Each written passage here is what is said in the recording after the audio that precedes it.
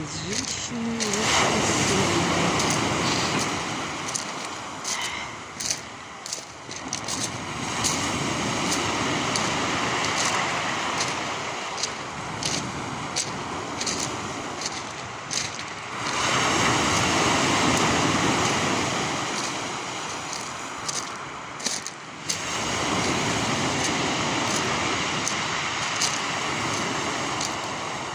Браво, браво.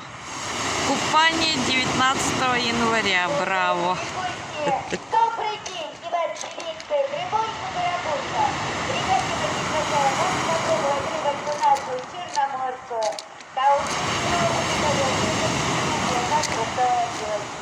Пишет, загрузка, персик, черешенка и альфа. Ребятки, нашу рыбочку можно давать деткам, пожалуйста, давайте. Пусть кушают на здоровье, не бывает. И как ветер с морозом. Ловим, готовим, выносим. Тем, кто желает попробовать наши вкусняшки, то оздоровите